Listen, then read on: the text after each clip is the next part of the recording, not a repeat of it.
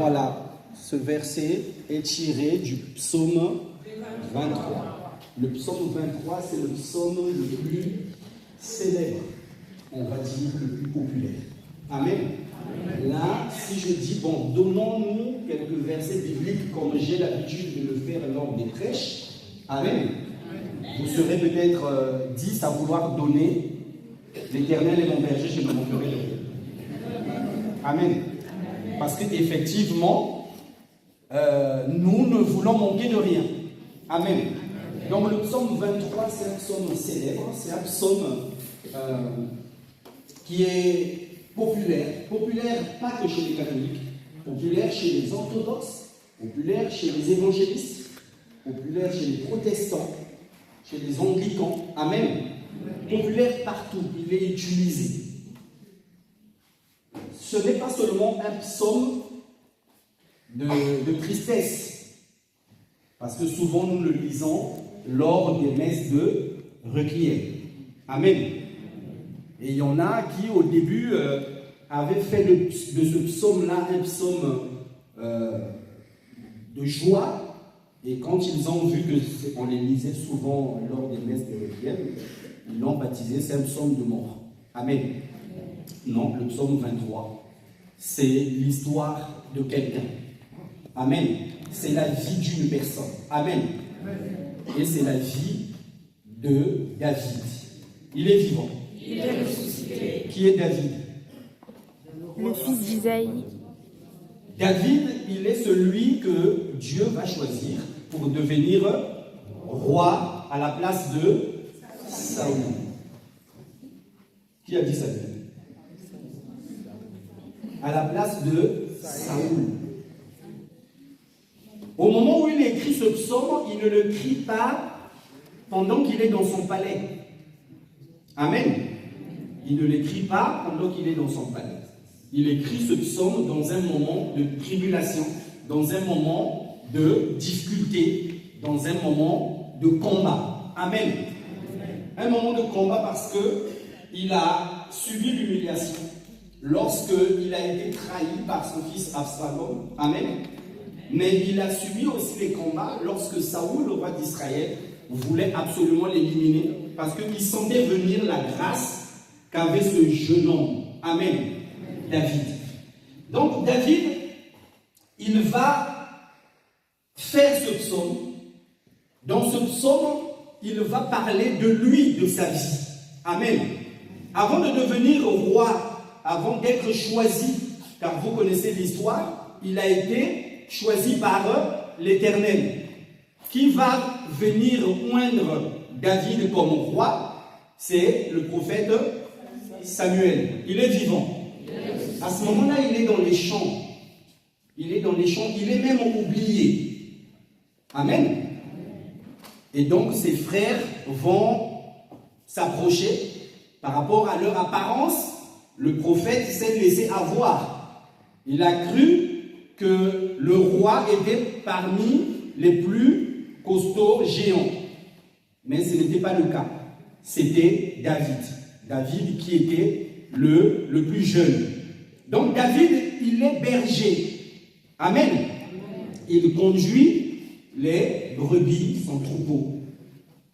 Et dans cette expérience de sa vie, il va transposer tout ce qu'il voit, tout ce qu'il a vu tout au long de son expérience, on va dire, professionnelle.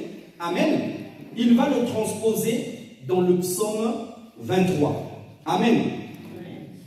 Alors, on va commencer par le commencement.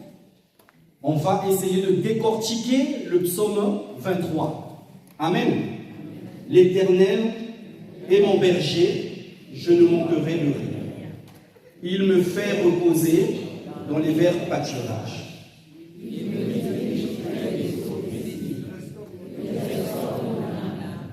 Il me conduit dans les sentiers de la justice à cause de son nom.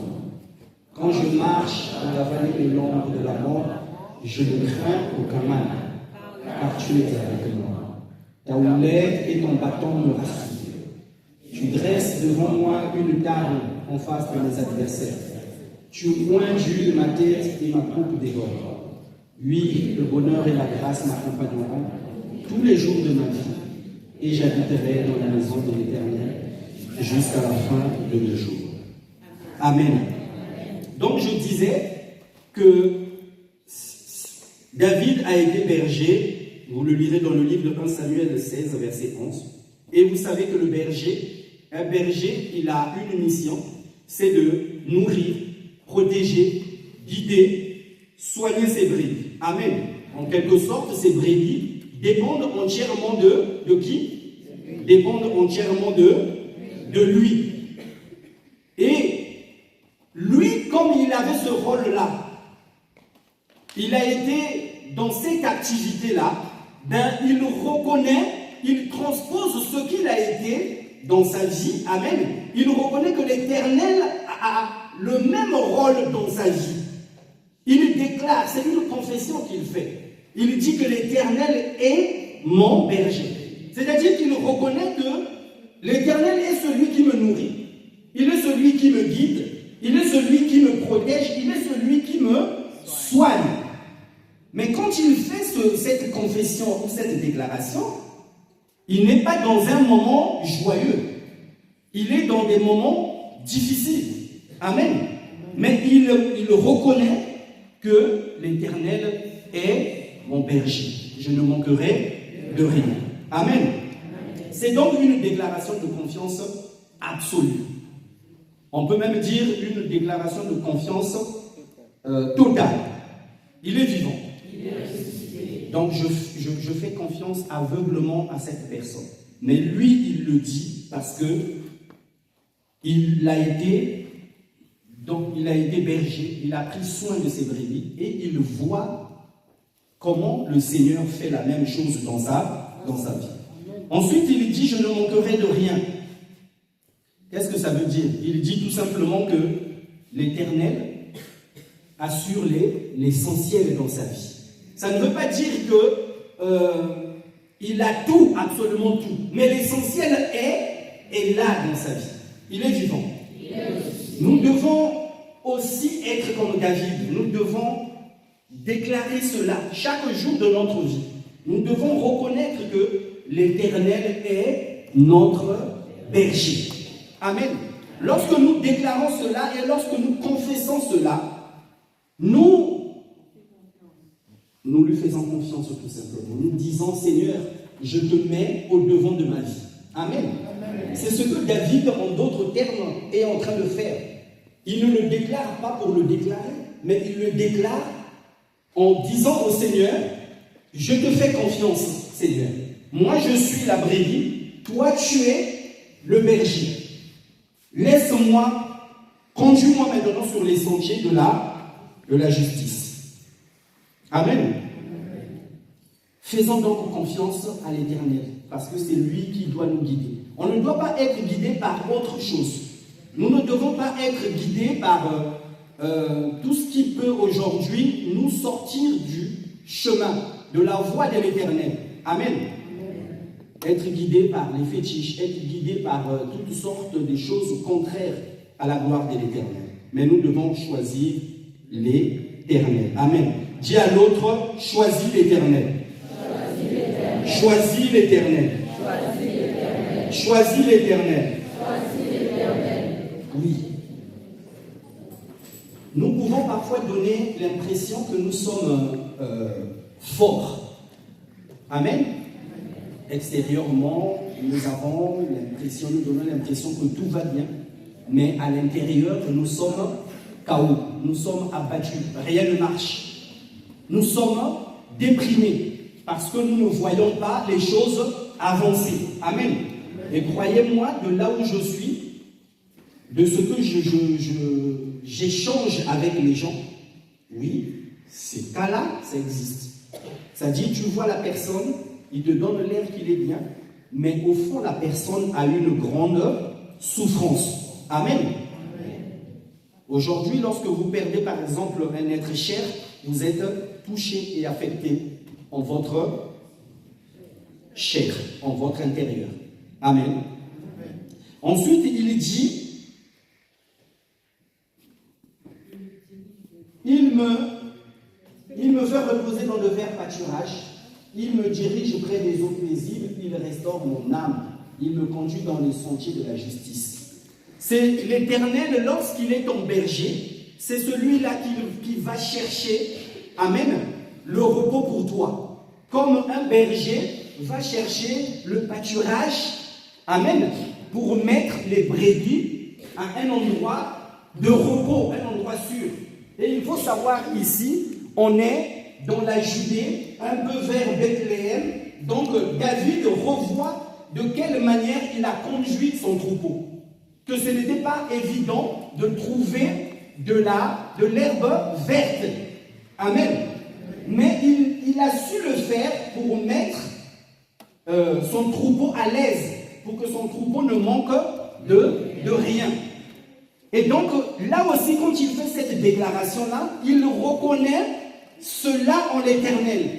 Que même dans la difficulté, même dans l'impasse, le Seigneur est celui qui me met au repos.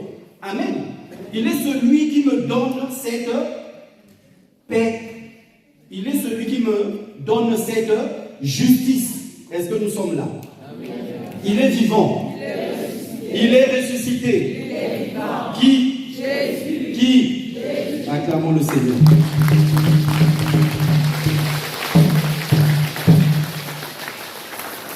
Il le conduit dans le sentier de la justice. Ça veut dire qu'il va t'emmener dans une voie droite. Il ne va pas te faire passer par d'autres chemins, comme je l'ai dit précédemment. Amen. Mais c'est la voie de la droiture conforme à la volonté de Dieu. C'est dans cela que le Seigneur te conduira toujours. Il est vivant. Dans la voie de la fidélité. Aujourd'hui, le Seigneur, il est celui qui va t'aider lorsque tu es face à deux opportunités et que tu ne sais pas laquelle tu aimerais choisir. Amen. Il est là pour t'apporter cette justice. Il est là pour t'aider à trouver la bonne direction pour toi. Il est vivant. Donc David est en train de reconnaître toutes ces choses en l'Éternel. Je l'ai déjà dit, il me fait reposer dans le vert pâturage. L'herbe était... Israël est un pays qui a beaucoup de déserts. Amen. C'est difficile de trouver l'herbe verte. Et ça a toujours été comme ça. Et donc, quand il fait cette description, il voit lui-même de quelle manière il s'est battu pour mettre à l'aise son troupeau. Amen. Et c'est de cette manière, lorsque tu fais de l'Éternel ton berger, amen, l'Éternel se débrouillera pour que tu sois à l'aise, pour que tu sois bien, pour que tu vois sa gloire dans sa vie. Il est vivant. Il est ressuscité. Qui? Est-ce que nous pouvons encore acclamer?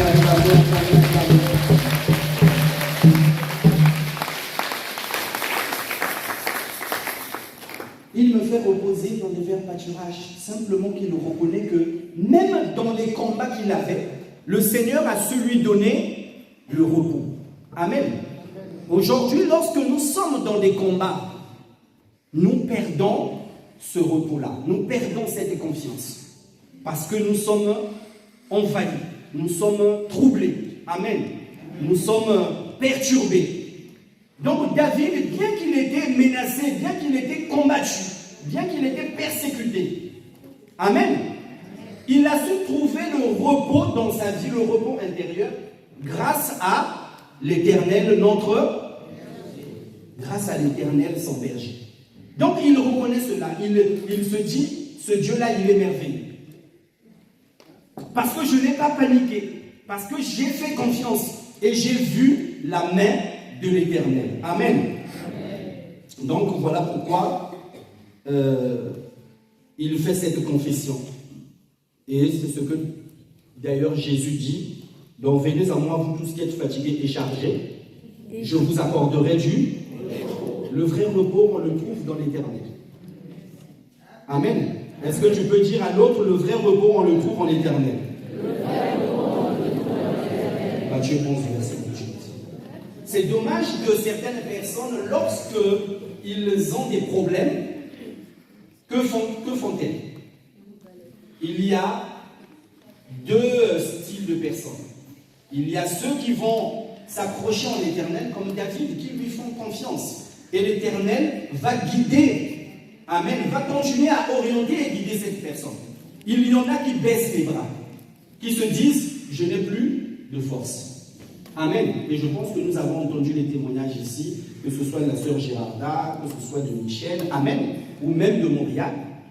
La tentation de vouloir baisser, de lâcher prise, elle est là. Amen. Mais nous ne devons pas abandonner. Amen. Dis à l'autre, n'abandonne jamais. Regarde ton voisin de gauche et de droite, dis-lui, n'abandonne jamais. Oui.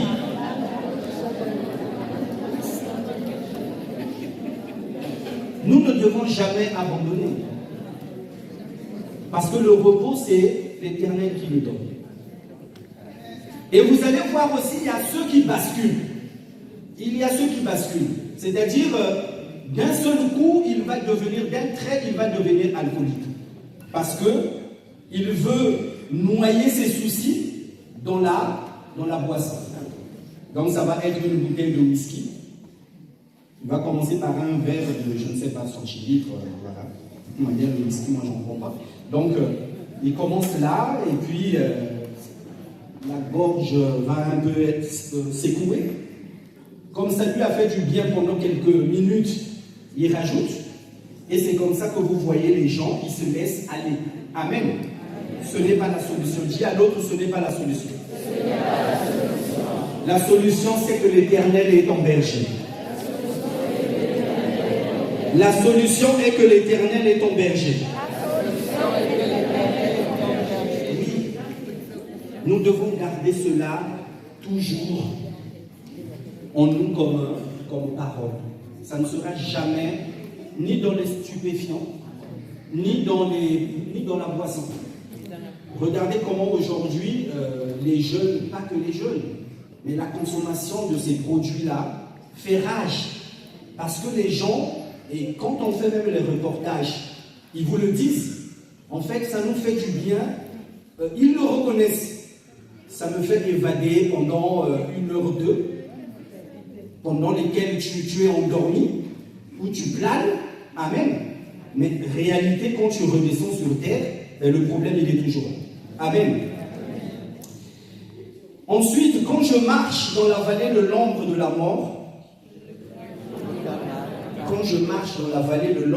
mort, je ne crains aucun. Ici, David utilise une image très forte. Amen.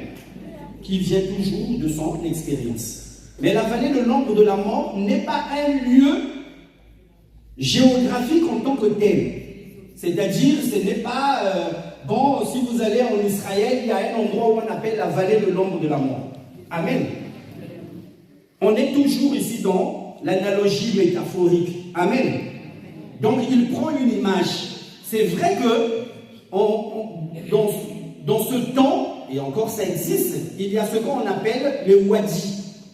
Les wadis, c'est ces vallées, amen, qui sont très sombres et qui sont compliquées effectivement à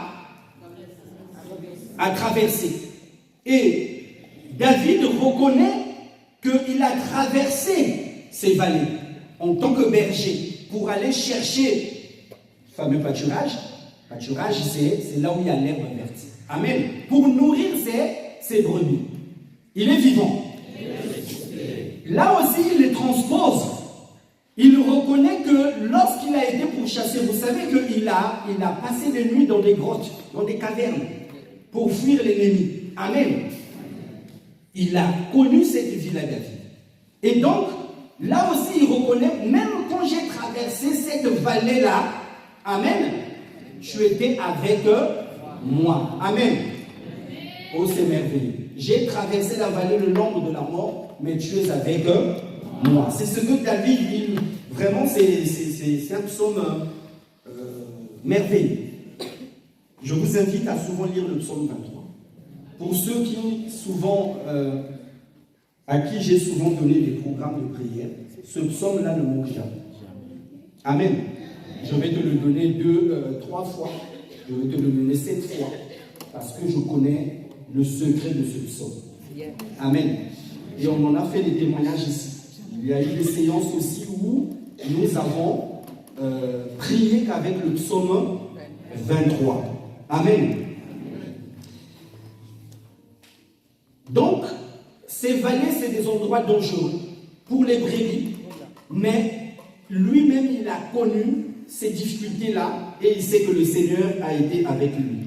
Quand Saoul le poursuivait pour le tuer, vous regarderez dans 1 Samuel 19, chapitre 19, chapitre 24, vous trouverez ces histoires. Vous trouverez aussi avec Absalom, son fils, dans 2 Samuel, chapitre 15. Amen. Alors, l'histoire de David, c'est une histoire qui m'a toujours intéressé, et très souvent, c'est avec vous que je ne prêche pas souvent David. Mais j'ai beaucoup prêché sur David, parce que je trouve incroyable sa vie, l'homme selon le cœur de Dieu. Amen. Qui a été choisi selon le cœur de Dieu. Amen.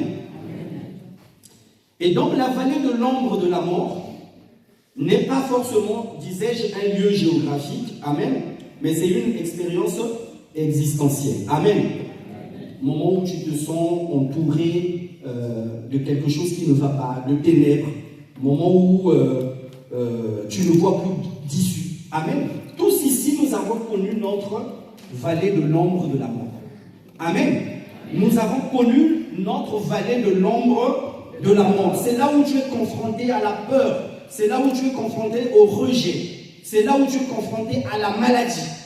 Lorsque, en ce moment où je suis en train de prêcher cette parole, tu es confronté à la maladie, ça veut dire que tu es en train de traverser la vallée de l'ombre de la mort. Ça ne veut pas dire que tu vas mourir. Mais la difficulté est telle que tu es en train de te battre pour ta survie. Amen. Et la vallée de l'ombre de la mort, c'est les échecs. C'est les échecs. Et la sœur Géralda l'a témoigné, papa Hubert, lorsqu'ils ont cherché à mettre au monde, ils ont traversé la vallée de l'ombre de la mort. Parce qu'ils nous ont dit, pendant combien d'années? 15 ans qu'ils ont cherché. Et ils ont fini par sortir de cette vallée. Amen. Est-ce qu'on peut encore acclamer le Seigneur?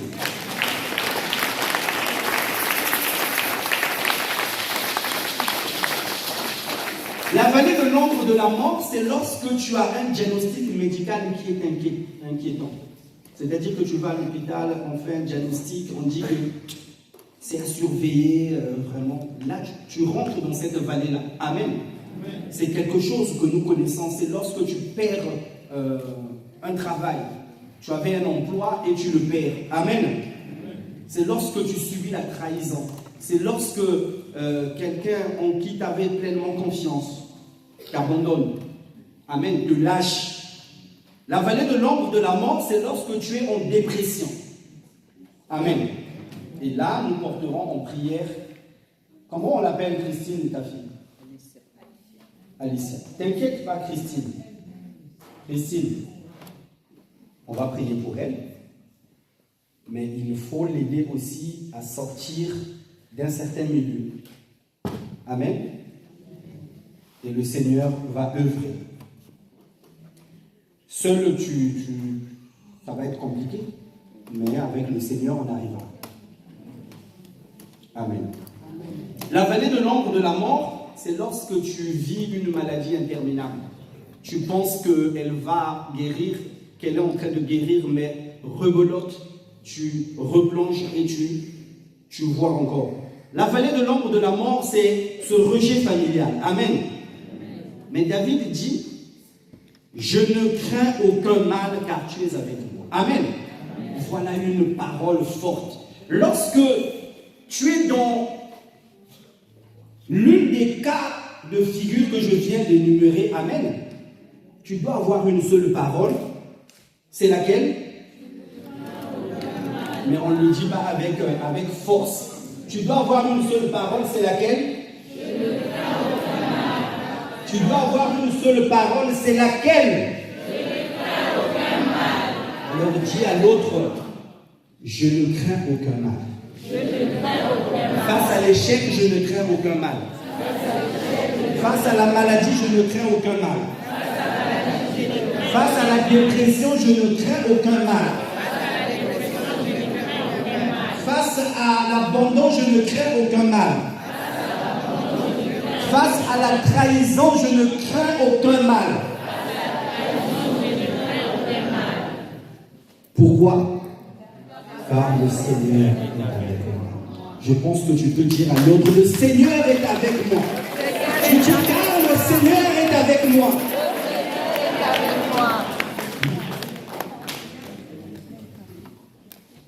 L'Éternel ne permet pas, il ne dit pas à David, je vais t'éviter la vallée de l'ombre de la mort.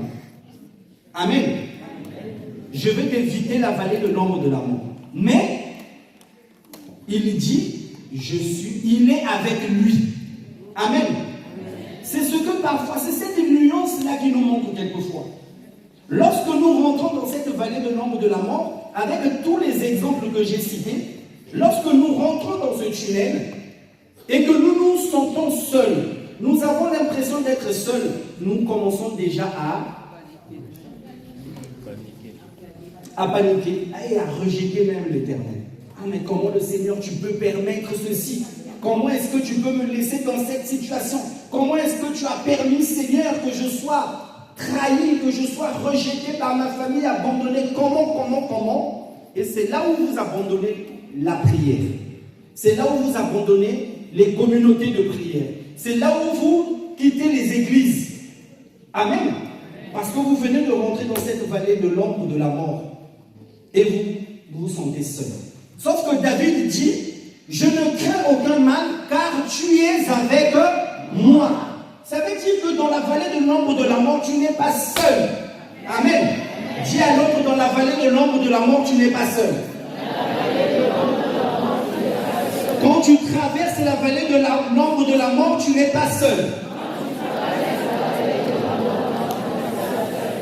Oui, mon frère, ma soeur, tu n'es pas seul. En ce moment, si tu es dans ce couloir-là, par rapport à ce que je viens de citer, tu n'es pas seul. Et là, vous avez comme illustration la parole de dimanche dernier. Ça nous parlait de quoi? De Shadrach, Meshach et Abednego, qui étaient dans la fournaise.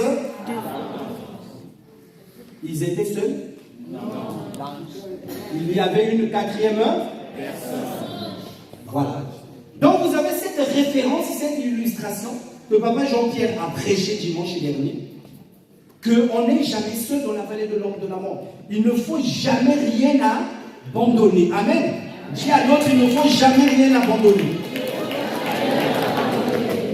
Oui. Parce que le Seigneur, il est bon. Parce que le Seigneur, il est merveilleux. Nous allons continuer le texte. Est-ce qu'il y a des gens qui manquent de café? Donc Dieu ne te promet pas d'éloigner la vallée de l'ombre de la mort. Tu es en train de subir des difficultés, des impasses. On va dire que c'est la vie. Amen. C'est la normalité de la vie. Nous avons prêché ici que nous devons parfois être secoués par l'Éternel. Nous avons prêché quoi? Le brisement. Quelquefois, nous sommes obligés d'être brisés pour percer. Amen. Et si le Seigneur veut que ce soit par ce moyen-là, ben on rentre dans ce moyen-là. Amen. Alors, on y va vite, puisque on a beaucoup de choses à faire. Tu oins d'huile ma tête et ma coupe.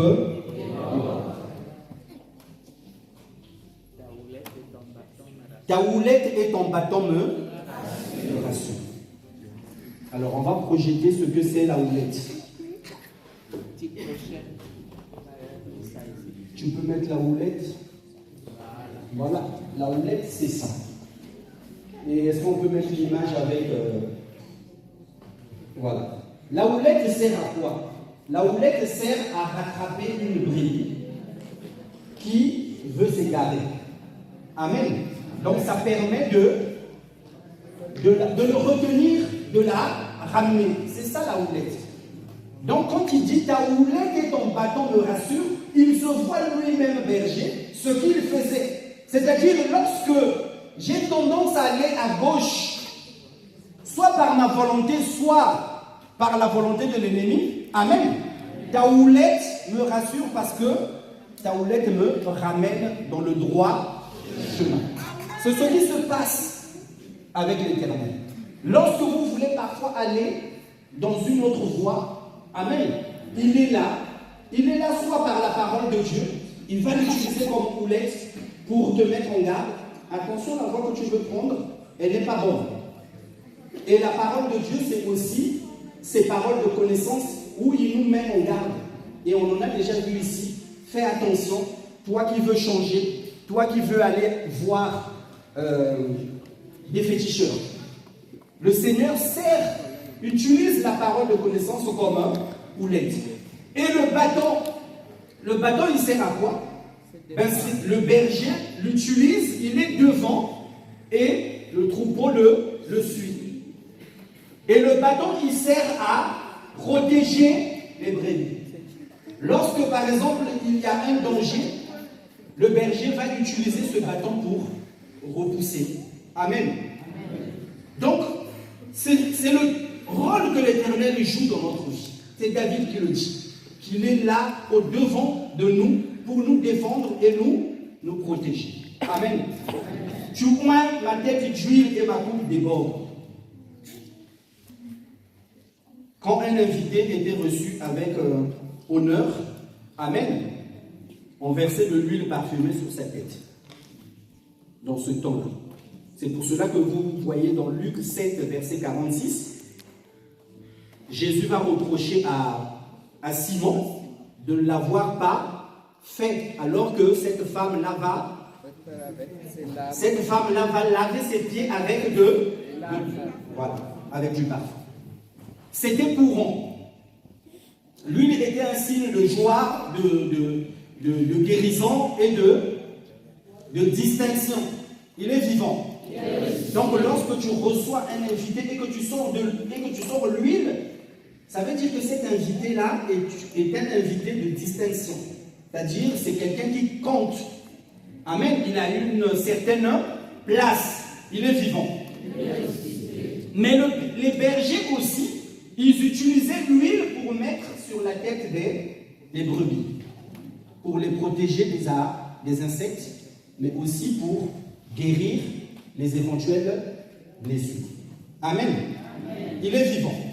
Donc, quand il dit tu oins d'huile ma tête, amen. C'est-à-dire que là aussi, en fait, il ne fait que élever le Seigneur dans ce psaume-là. Il ne fait que glorifier le Seigneur. Il reconnaît qu'il est un invité pour l'Éternel.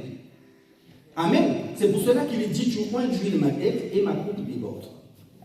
Il est vivant. David reconnaît que même en présence de ses ennemis, Dieu le distingue. Dieu le met à une certaine place. Parce qu'il ne laisse pas ses ennemis prendre le dessus sur lui. Amen. Aujourd'hui, toi, tu as des combats, tu es en train de souffrir, tu as l'impression que Dieu t'a abandonné. Amen. Mais tu comptes tellement pour le Seigneur qu'ils ne gagneront pas. Amen.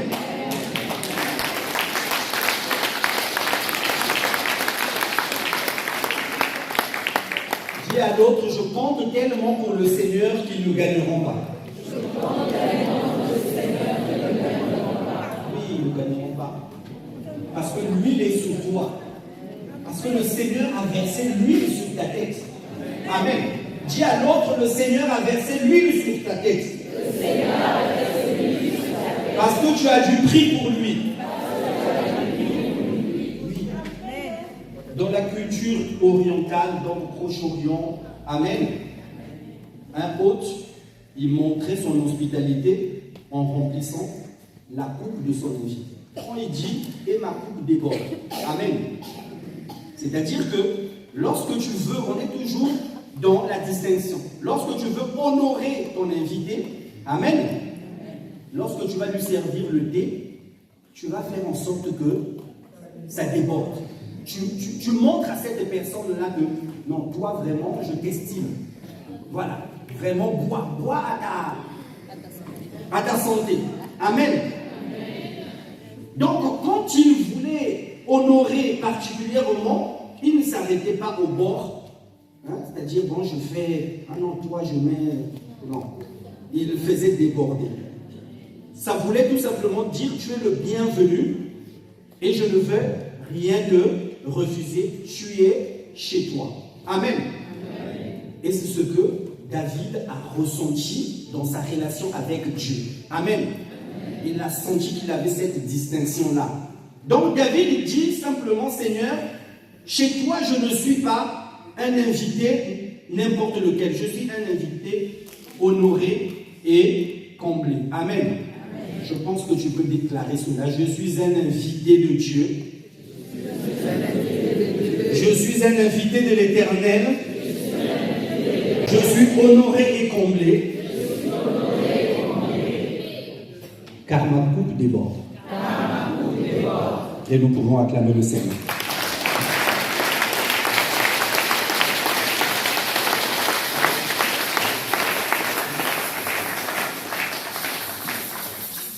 Nous sommes en train d'arriver donc à la fin. Le Seigneur ce soir t'accueille comme son invité de distinction. Amen. Tu es cet invité de marque pour le Seigneur. Est-ce que tu peux dire à l'autre, tu es l'invité de l'Éternel, tu es l'invité de marque de l'Éternel. Tu es l'invité d'honneur de l'Éternel. Oui. Et puisque tu es l'invité d'honneur de l'Éternel, tu ne vas pas recevoir la grâce de Dieu au compte-gouttes. Tu vois? C'est-à-dire qu'on fait, voilà, au compte-gouttes. Mais tu reçois la grâce de Dieu.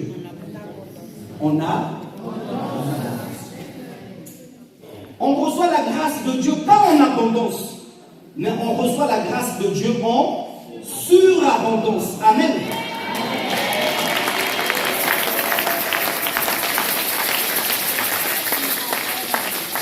Car lorsque la coupe déborde, c'est que ta vie est remplie au-delà de ce que tu imagines. Dieu t'a donné plus que ce que tu mérites. Amen. C'est ça la coupe déborde. Et nous sommes venus chercher. Aujourd'hui, on n'est pas venu lier. On l'a fait au mois de mai, on l'a fait le 31 décembre, on a déraciné les sycomores. Le 3 mai, quand on a fait la veille de prière, on a brisé les murs de Jéricho.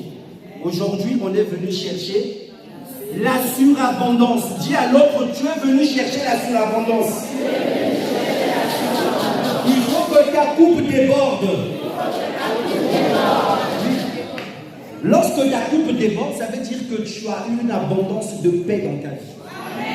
Toi qui es tellement dans la peur, toi qui es tellement stressé, toi qui es tellement dans l'inquiétude, tu as une abondance de paix. Tu as une abondance de joie. Et pourquoi pas une abondance matérielle? N'ayez pas honte de chercher la richesse. Amen. C'est un problème et un défaut chez les catholiques.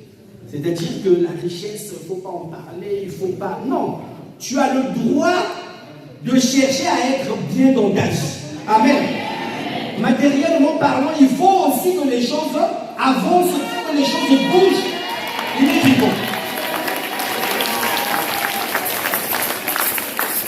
Comme je le dis toujours, si tu es appelé à acheter, achète. Si tu es appelé à avoir une entreprise, crée ton entreprise.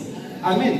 Ce que l'autre a fait, tu es capable de le faire. Tant qu'on est dans ce pays, on a tous les mêmes capacités. Amen.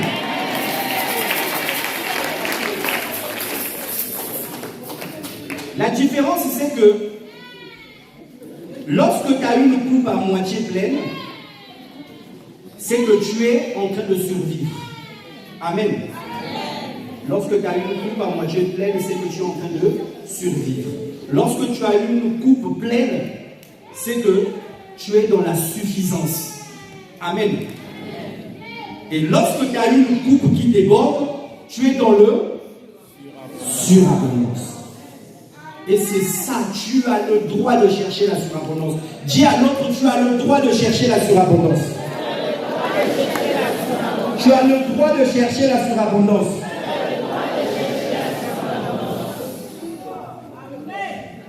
Oui. Et cette abondance-là, c'est ce que nous sommes venus chercher. Nous allons nous lever. Nous allons acclamer l'Éternel notre Dieu. Et David, sa coupe a réellement débordé parce qu'il est devenu roi. Malgré les combats, il a triomphé. Amen. Et il est allé de gloire en gloire. Et ça va être le thème du 31 décembre, de gloire en gloire. D'ailleurs, on peut projeter ce flyer, si possible, de gloire en gloire. Amen. Nous sommes tellement dans cette optique-là de surabondance, mon frère, ma soeur. Ce que nous demandons à l'Éternel, l'Éternel nous le donne. Mais ça dépend comment tu le demandes. Amen. Ne va pas avec hésitation, timidité. Il faut déclarer que je l'ai cette chose. Amen. Aujourd'hui, nous allons prier pour demander l'abondance et la surabondance. On oublie un peu les sorciers. Le Seigneur va s'en occuper. Amen. Dis à l'autre, aujourd'hui, on est là pour l'abondance. Et toi qui es malade, ne te dis pas que je ne suis pas concerné, parce que quand on entend abondance, on voit le matériel. Non, l'abondance, c'est la santé aussi. C'est le rayonnement. C'est-à-dire le Seigneur te guérit et tu deviens rayonnant, rayonnante. Amen. Tu fais des choses extraordinaires.